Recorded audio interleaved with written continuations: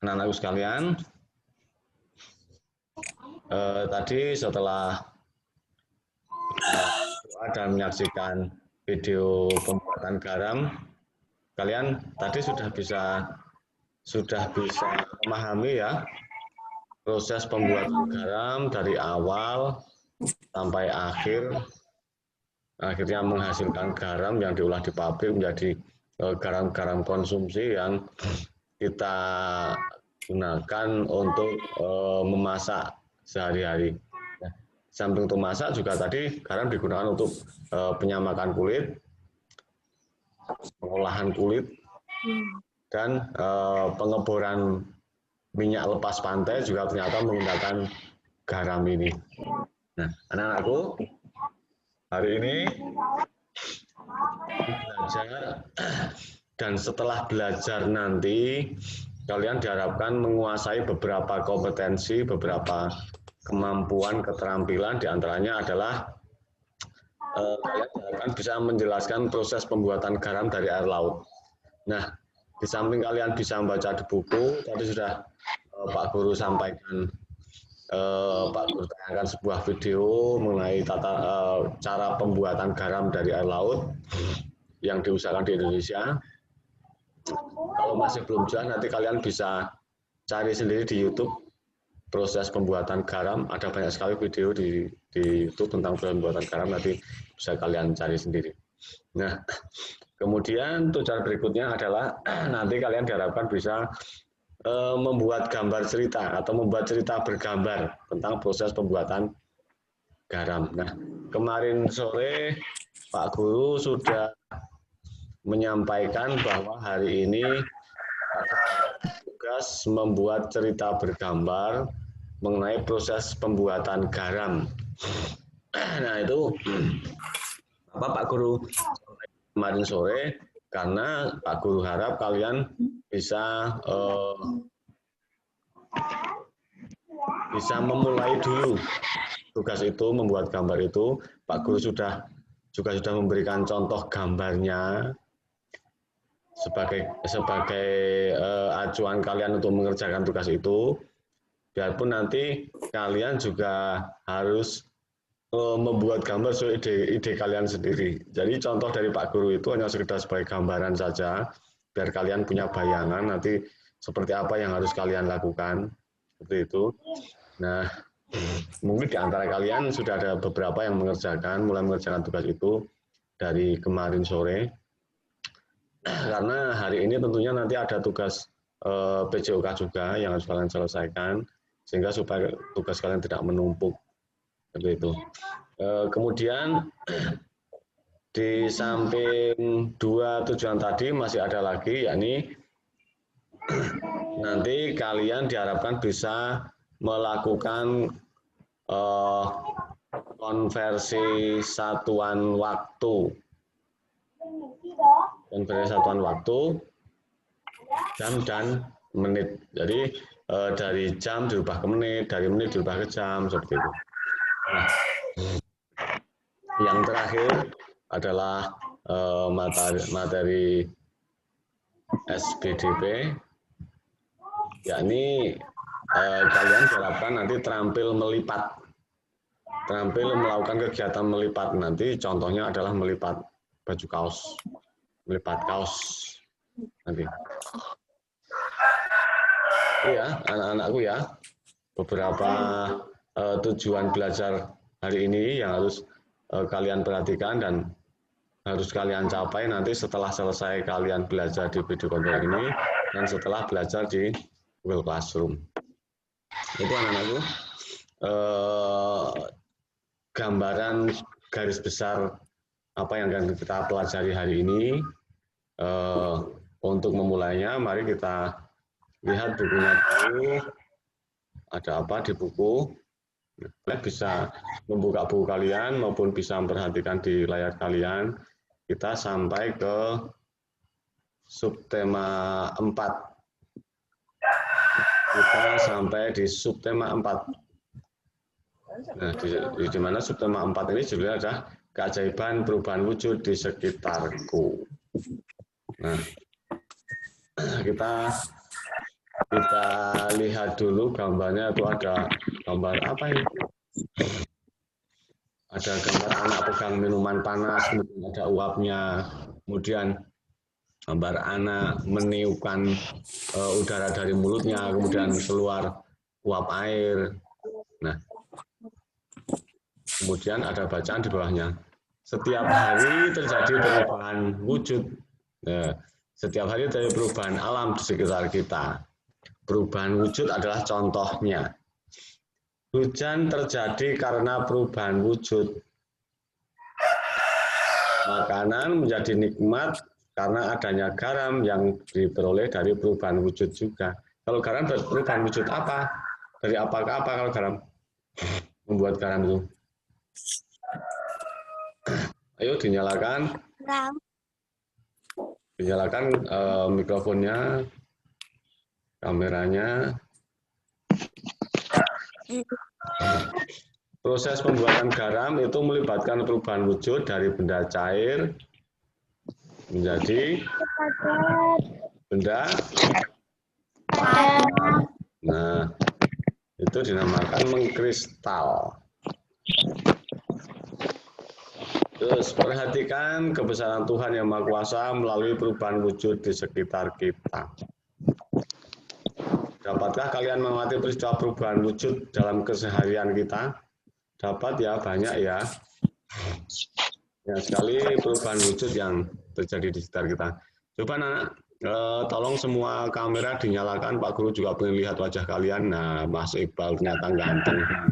Ya, Mas Badrul juga syukurannya baru Mas Badrul ya. Mas Ilham, ya sudah pakai seragam, bagus. Mas Rafif mana ini?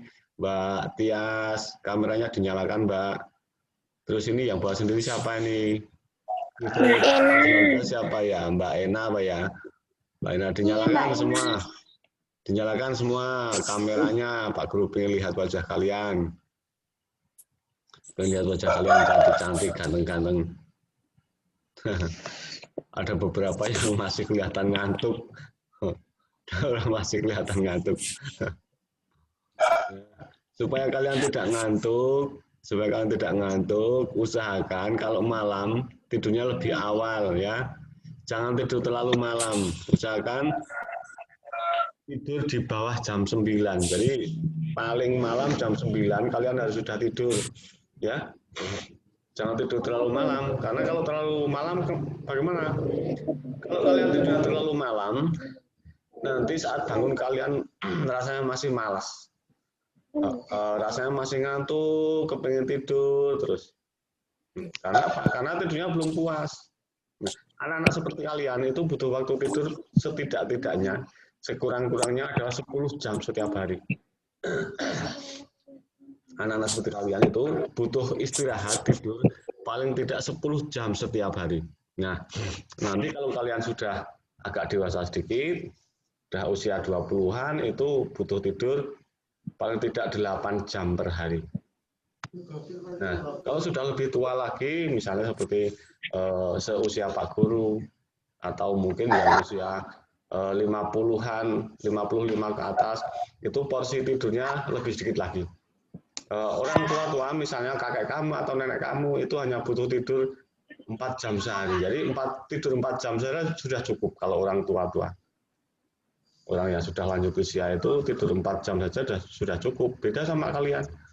Nah, jadi kalian jangan niru orang tuamu, ayahmu atau kakek kamu, nenek kamu. Jangan, karena tidurnya berbeda. Ya.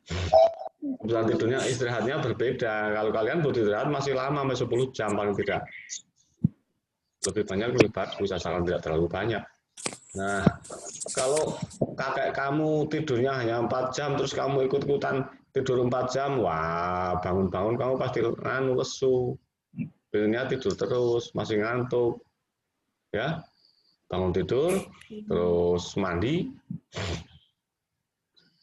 sarapan, bantu-bantu pekerjaan di rumah gitu. Kemudian segera siapkan untuk belajar di video conference seperti itu. Ya, Pak Guru pesan ya, tidurnya jangan terlalu malam ya. Ya.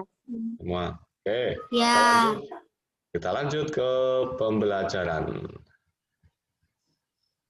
Garam membuat masakan menjadi lezat. Nah, coba bayangkan kalau tidak ada garam. Ibumu masak tidak pakai garam misalnya. Seperti apa rasanya? Hambar. Hambar. Nggak enak. Anyep, Pak Guru. Anyep, ya. Orang Jawa bilang Anyep. ya, orang Jawa bilang anyep. Kalau makanan tidak diberi garam, rasanya akan terasa hambar. Nah, sebutkan perubahan wujud yang terjadi pada pembuatan garam. Tadi apa perubahan wujud pada pembuatan garam? Perubahan wujud dari cair ke padat. Jadi perubahan wujud dari benda cair menjadi benda padat. Kita baca, bertani garam. Garam dihasilkan dari air laut. Air laut kan asin, karena mengandung garam. Nah, di pinggir pantai, petani garam membuat ladang garam. Petak-petak. Ladang garam ini berbentuk tambak-tambak untuk menampung air laut.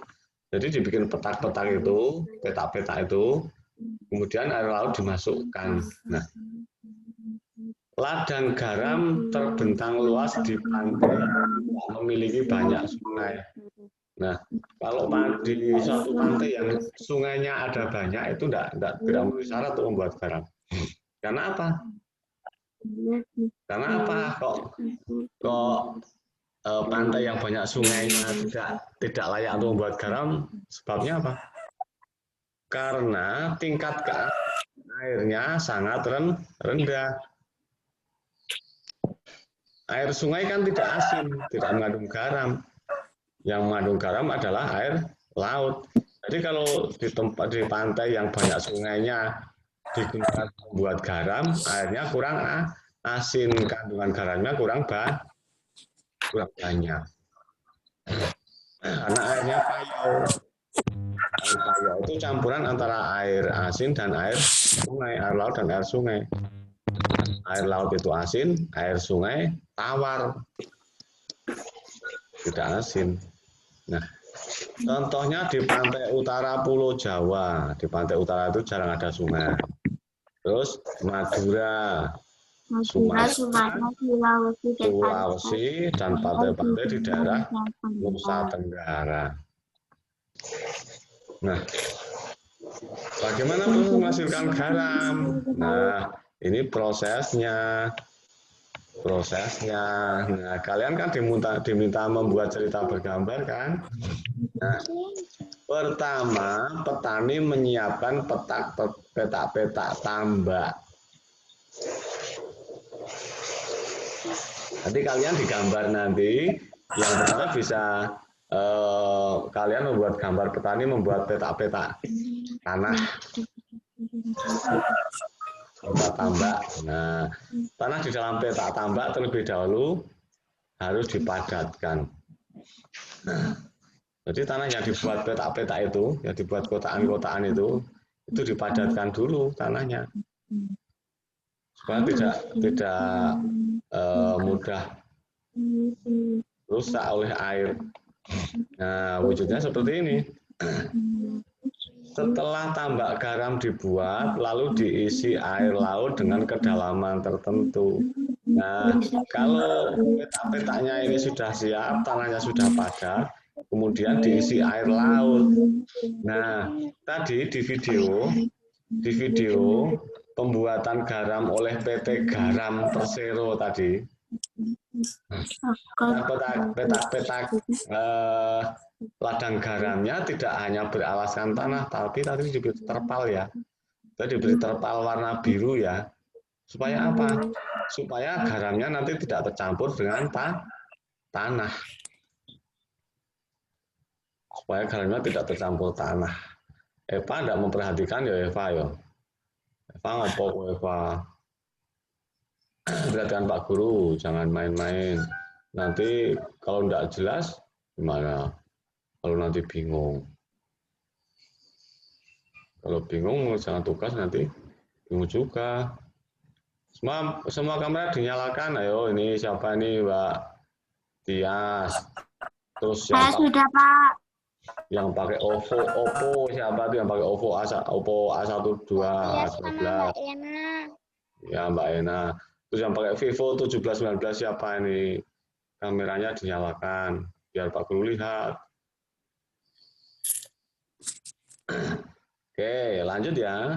Air laut yang terkena sinar matahari akan menguap dan meninggalkan kristal-kristal garam. Jadi dibikin tadi awalnya dibikin peta-peta ya, di pinggir laut dibikin peta-peta tambak garam. Kemudian tanahnya dipadatkan. Setelah dipadatkan diisi air laut. Nah, air laut di dalam peta-peta garam itu, peta-peta ladang garam itu terkena sinar matahari, kemudian airnya menguap. Nah, garamnya tersisa, tidak ikut menguap. Sehingga garamnya menjadi kristal-kristal garam. Nah, untuk mendapatkan lapisan garam yang tebal, setiap hari harus ditambah air lautnya. Jadi, setiap hari ditambah, airnya sudah menguap, ditambah lagi dimasukkan airnya ke ladang ke tambak tadi, kemudian menguap lagi, habis kan, ditambah lagi, terus menguap lagi, ditambah lagi, kan seperti itu. Jadi garamnya ada banyak, tebal nanti di ladang itu. Hal ini untuk menggantikan air laut yang menguap. Nah, itu kan. Nah, setelah sekitar 210 hari atau setelah musim kemarau berakhir, lapisan garam di dasar tambak pun harus segera dipanen. Nah, ternyata tidak dipanen setiap hari. Ternyata tidak dipanen setiap hari. Nah, selama musim kemarau itu digunakan untuk menguapkan air laut. Nah, setelah musim kemarau hampir berakhir, baru garamnya diambil. Nah, satu musim 210 hari. 210 hari itu berapa bulan ya? Satu bulan itu 30 hari. Berarti kalau 210 hari berapa bulan itu? 210 dibagi 30, ketemunya berapa?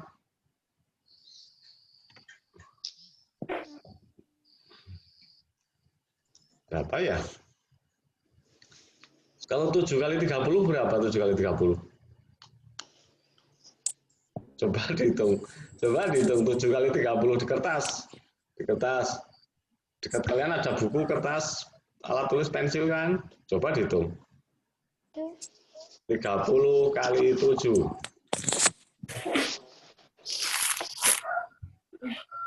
Bentar, Pak Guru. Ya, Pak Guru tunggu. Dihitung dulu.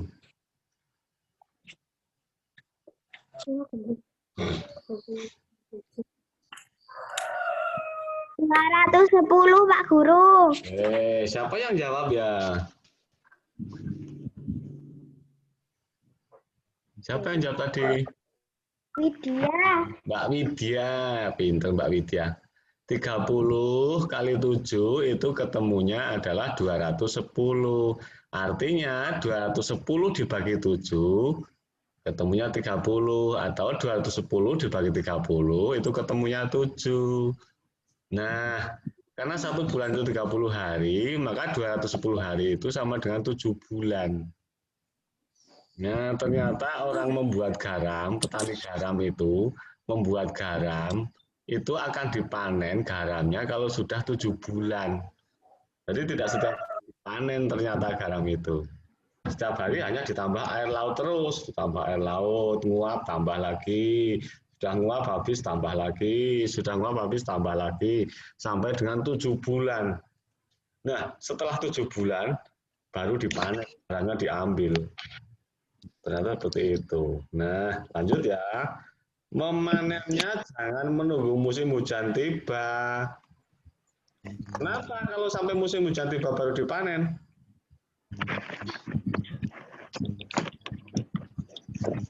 Ini jawabnya, sebab kualitas garam akan menurun atau tidak bagus.